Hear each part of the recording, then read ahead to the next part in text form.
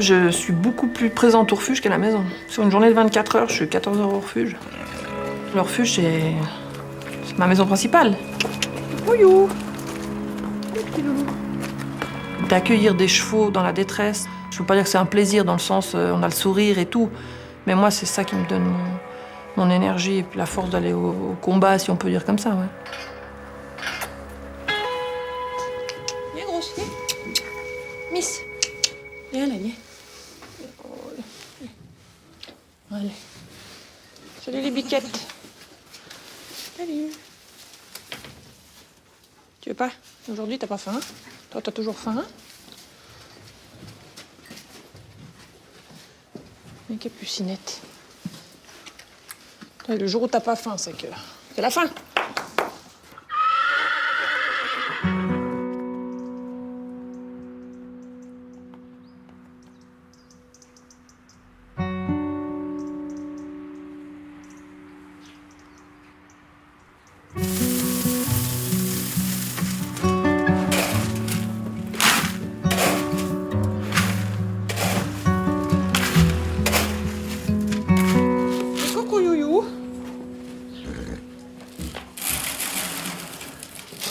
Le refuge de Darwin récupère des chevaux qui n'ont pas de chance. Nos critères à l'heure d'aujourd'hui pour récupérer des chevaux, c'est tout ce qui est maltraitance, vraiment des actes de maltraitance sur les chevaux, et des personnes qui sont vraiment dans des situations réelles d'urgence, c'est-à-dire des personnes qui sont âgées qui ne peuvent plus assumer, des personnes qui partent à l'EMS. On ne peut pas déjà prendre tous ces chevaux-là, mais on va aider des gens qui sont dans des réelles situations financières difficiles, ou de maladie, ou d'accident, des choses comme ça.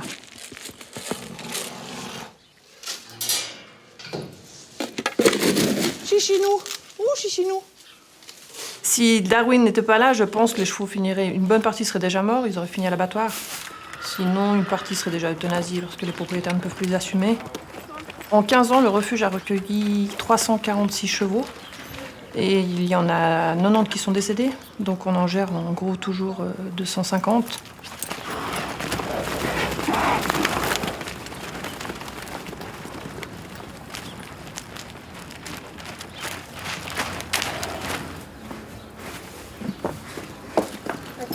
Là.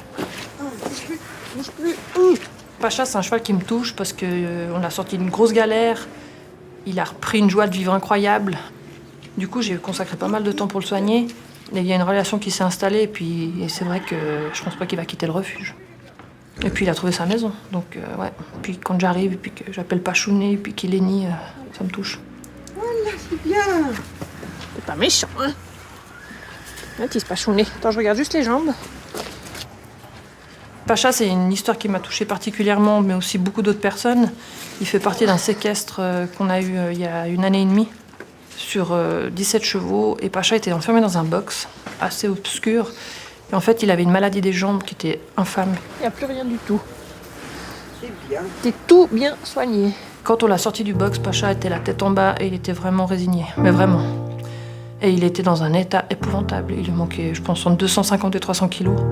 Et c'était surtout son côté psychologique. Il n'y a plus rien qui le touchait. Ça nous a vraiment fait mal. Et quand on l'a chargé dans les remorques, je me souviens, il est monté dans la remorque, il a mangé une pomme pour dire qu'il mangeait. Et là, déjà, il a un petit peu changé. Et il a tellement changé maintenant.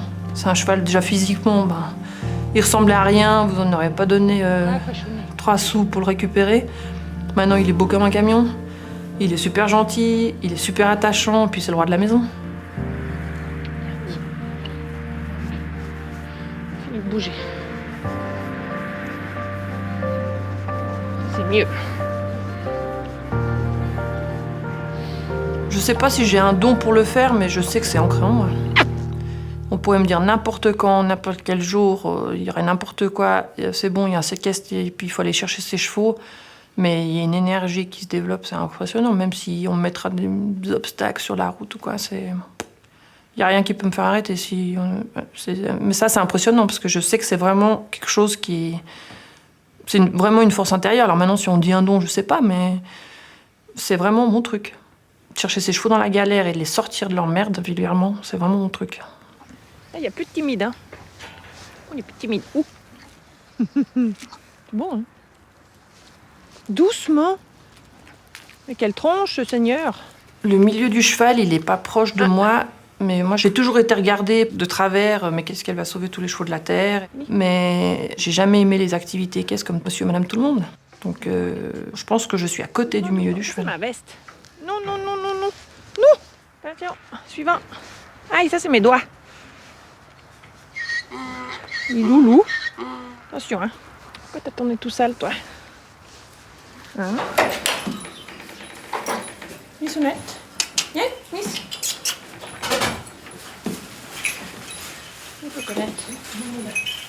Ces deux chevaux, ce sont Miss et Lola. Miss, c'est une grande dame, elle a 34 ans et puis elle a un grand handicap, elle est aveugle. Et en fait, Lola, elle a 10 ans et c'est sa petite canne blanche, c'est elle qui la guide. C'est pour ça qu'elle a des grelots qui font du bruit comme ça. Miss, elle sait toujours où elle est, elle arrive à se repérer grâce à elle. Viens de là. Miss, on y va.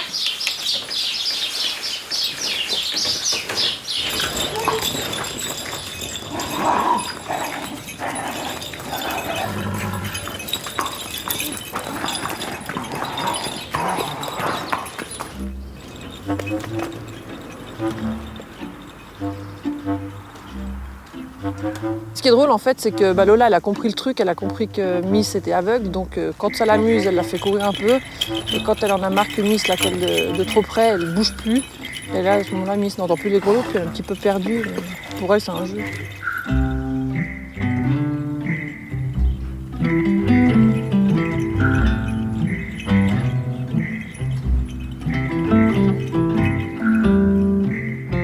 J'adore les voir comme ça parce que déjà je trouve super jolie de... Lola, elle est comme ça, elle a l'air normale, mais elle n'est pas normale non plus. Elle est naine, elle a un handicap déjà, elle est mal formée. Et du coup, quand elle pique ses petits sprints comme ça, qu'elle lève les fesses contre Miss, puis il y a un jeu qui s'installe entre les deux, pour moi c'est 100% bonheur.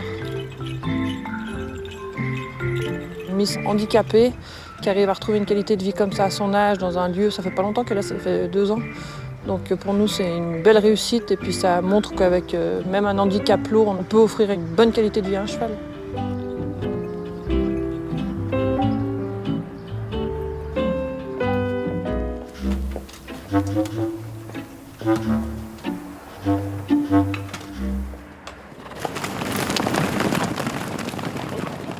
Pour accueillir ces chevaux puis pour les héberger, on a une 50aine de places sur Genève qui sont vite saturées. Et le reste, c'est nos familles d'accueil qui adoptent ces chevaux. Mais ces familles d'accueil, il faut les trouver et c'est pas facile à trouver.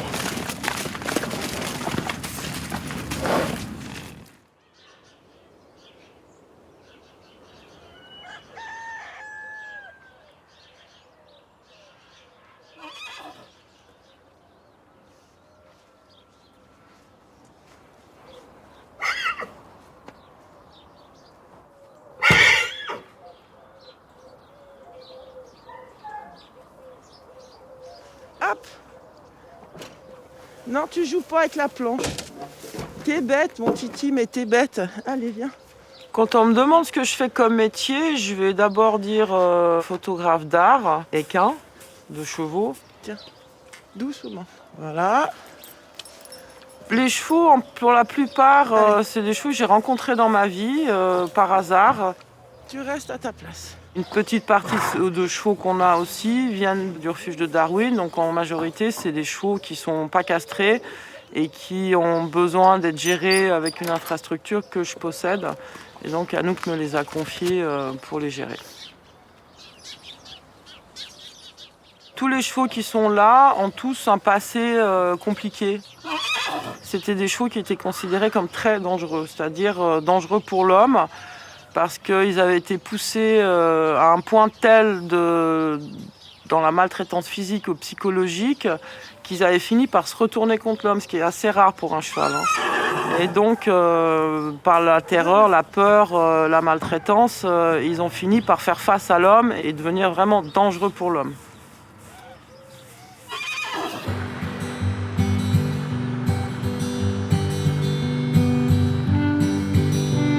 Quand je vais faire ces tournées de famille d'accueil, le cheval, je vais le voir 5 minutes et puis on va passer 2 heures à manger puis se raconter des anecdotes. Donc ces personnes deviennent super proches au final. Ça devient vraiment des amis du refuge et c'est des belles relations qui naissent. Karina, à la base, c'était qu'une copine. par personne interposée. Après, elle est devenue dépanneuse du refuge pour des cas un petit peu de dernière urgence. Elle a dépanné le refuge. Mais maintenant, c'est plus une copine, c'est plus une famille d'accueil, c'est une amie, voire une vieille grande sœur. Quand est-ce que tu viens pour t'occuper de mes chevaux en vacances? De tes chevaux là Ouais, des que gros. je pars 2-3 jours en vacances là. Ça fait 10 ans que je suis pas partie. Alors attends, déjà, il faut que tu prévoies les jours que tu veux partir. Il faut prévoir ma formation pour sortir ton équipe. Ouais. Il est d'accord avec moi. Mais t'aimes pas de toute façon. T'as dit quoi? Il m'aime pas? Si, même, c'est un amour. À nous, je l'aperçois, c'est un phénomène quoi. Et quand elle pense pas dans son intérêt, elle pense pas par rapport à elle et son ego, elle pense vraiment par rapport aux chevaux. Ouais. C'est-à-dire qu'elle fait pas du sentimentalisme ou de l'anthropomorphisme avec les chevaux. Elle aime les chevaux pour qu'ils vivent comme des chevaux. Et ça, c'est bien. Ça fait plaisir d'entendre ces choses-là, mais de la part de Karina, ça me touche doublement. Parce que Karina, pareil, quand souvent on plaisante, on dit dans 10 ans c'est moi, je veux dire, je rigole pas parce que quand je la vois sur sa façon d'être avec les chevaux et tout, ça me parle déjà beaucoup. Sa façon d'être avec les chevaux, elle est 100% honnête. Et je pense que des personnes comme Karina, t'en rencontres pas 50 fois dans sa vie, quoi. Donc c'est ça qui est beau dans la vie du refuge, c'est qu'on sauve des chevaux, qu'on a des super histoires avec les humains, puis on rencontre des personnes incroyables. Baritou, ça fait 1 année qu'il est chez Karina.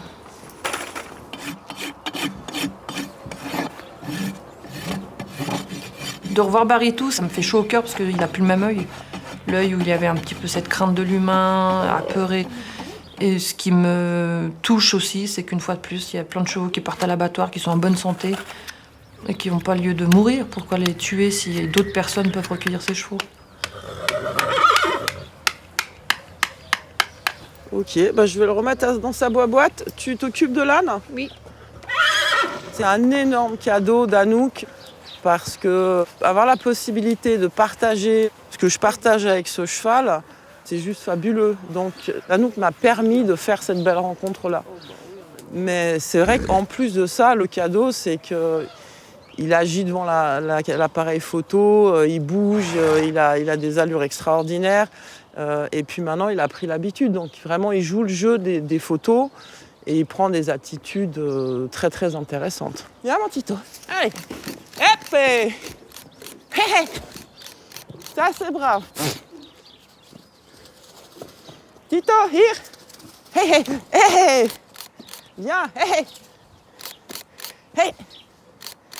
Viens. Hé. Quand je fais les photographies des chevaux, quand je les vois lever la tête, ils me voient y arriver avec l'appareil photo, les sucs dans la poche, je retombe en enfance. J'ai 7 ans et puis c'est bon, je suis avec les chevaux dans la nature, je pense plus à rien, plus rien ne m'intéresse, on est ensemble.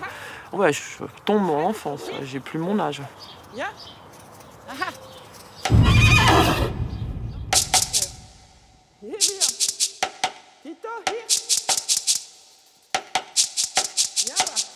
Viens mon Tito. Viens. Allez, Tito. Ça c'est brave. Allez. Allez. Allez. Non, je dis non plus. Hey.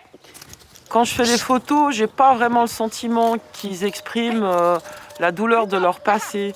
Il faut savoir que les animaux, ils ont une chance par rapport à nous, c'est qu'ils vivent dans le présent, dans le moment là. Donc il n'est pas en train de ressasser son passé devant l'appareil photo. Encore un petit coup mon Tito, puis on arrête. Allez. Allô. Ce que je cherche à démontrer et montrer dans les photos, c'est la beauté du cheval au naturel. C'est-à-dire que si vous approchez le cheval avec une douceur infinie, comme si vos doigts étaient une plume, le cheval va vous aborder aussi avec toute sa masse, comme si toute sa masse n'était qu'une plume qui vous approchait. Ouais.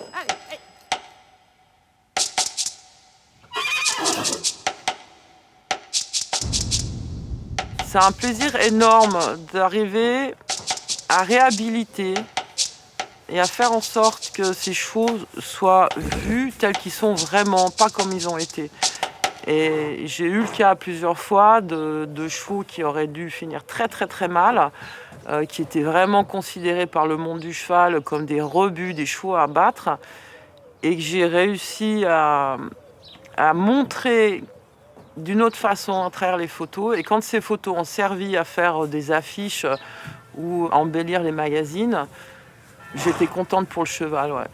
J'allais voir le cheval et puis je lui disais, tu vois là, t'as ta revanche mon gars, t'as ta revanche. Tiens-toi, tiens-toi, tiens-toi. Eh bien mon titi.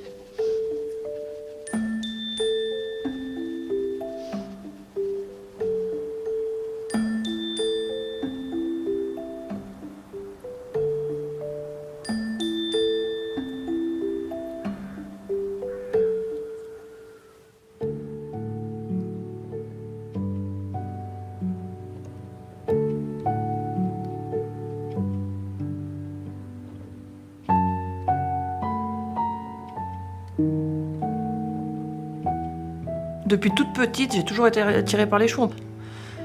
Je suis arrivée dans une ferme sur Genève, connue, qui s'appelait la ferme Saint-Georges, où c'était un peu le refuge des ados avec des parcours de vie un petit peu différents.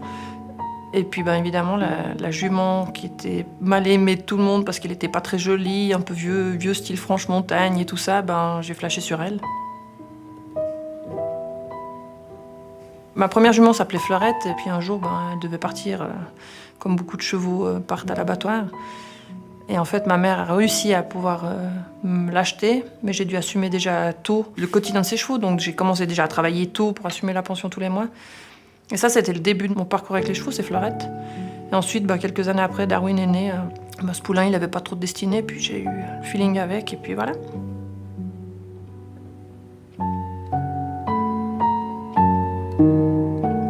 De Darwin, je me souviens de tout. Dès que l'école était finie, c'était Darwin, c'était tout le temps Darwin. Toutes mes passions, c'était avec Darwin. Il y a tout qui tournait autour de Darwin. Je travaillais pour Darwin. C'était tout le temps Darwin. Donc c'était vraiment ma bouffée d'oxygène à côté de moi, ma roue de secours, mon confident. Darwin, c'était beaucoup de choses.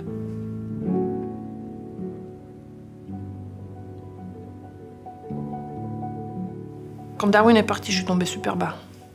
Moi qui suis un petit peu justement costaud dans le sens, voilà, je suis tombée super bas et je pense que je suis presque tombée en dépression, quoi. J'étais dans la vingtaine, mais je suis descendue super bas parce qu'il y a tout qui s'effondrait. Déjà, c'était pas prévisible, il avait que 7 ans, il est mort subitement, je veux dire, il n'y a rien qui était prévu du tout et j'ai perdu vraiment un bout de moi, quoi. J'ai trouvé injuste en fait aussi. C'est pour ça que j'aime pas l'injustice, parce que j'ai trouvé injuste que ce cheval il parte. Alors que j'ai tellement donné pour lui, dans le sens après de faire quelque chose qui tourne autour avec des enfants qui viennent et tout. Ça m'a fait tellement mal que je me suis dit j'arrête les chevaux. Mais il y a toujours quelque chose de Darwin qui revient. Parce que déjà, refuge de Darwin, donc inconsciemment, de toute façon je suis dedans. Je veux dire, j'ai son bracelet avec... ça c'est l'écran de Darwin, je veux dire. C'est vraiment quelque chose qui est intérieur. Je pense que on ne peut pas comparer à un humain, parce que, comme je le dis, on ne peut pas comparer ces amours qu'on a pour les animaux, les humains. Mais il m'a construit, quoi. Je pense qu'à l'heure actuelle, si j'ai réussi à faire ce que j'ai fait avec le refuge, et puis de relever un peu ces défis au quotidien, c'est parce que ça m'a construit sur des bases assez costauds pour affronter tout ça, quoi.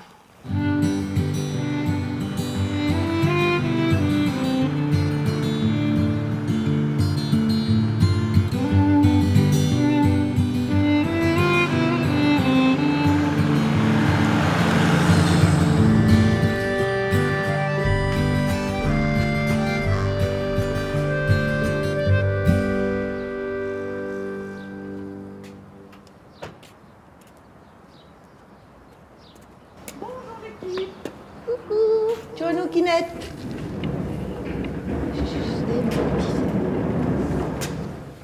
En fait, il n'y a pas de soleil non plus, quoi. Ça va? Doucement. C'est sûr que si Anouk n'était pas intervenu, je donne pas cher de la vie de Tacos, ça c'est certain. En avant.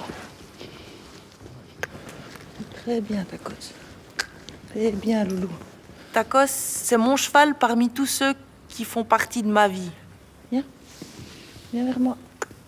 Il m'a permis de voir les chevaux différemment, de travailler différemment avec eux, de plus être dans une attente de quoi que ce soit, de lui donner la possibilité à lui d'être ce qu'il est.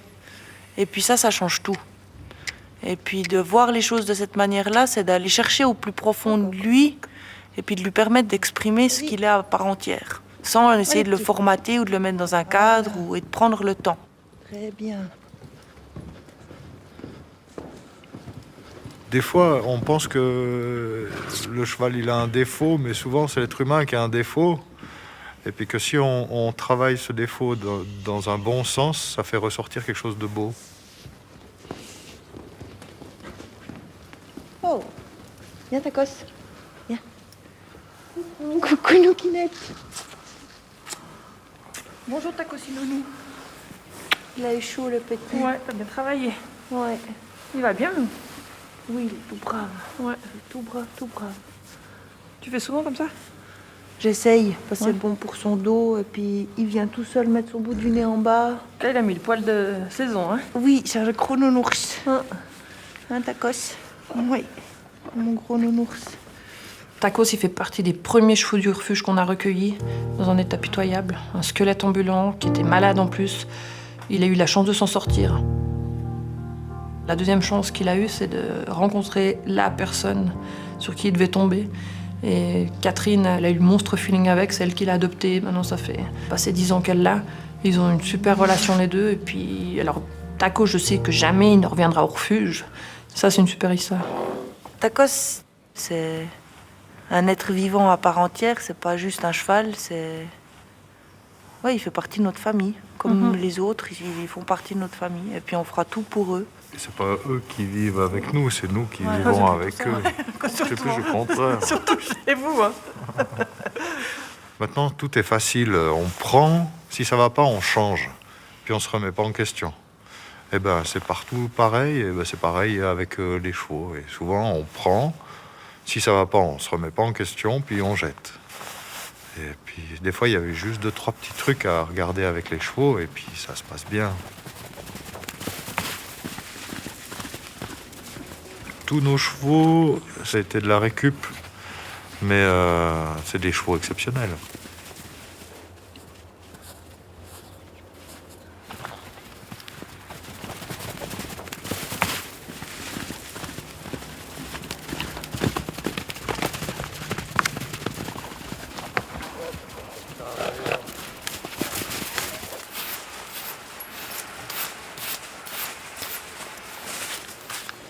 J'ai enlevé beaucoup de superflu dans ma vie grâce aux chevaux, d'être responsable et puis d'être là pour eux.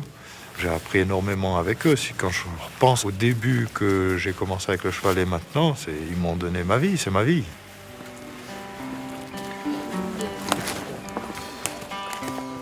Faut que tu joues au loto aujourd'hui, Anouk. Pourquoi? Parce que c'est un honneur que tu montes Tacos.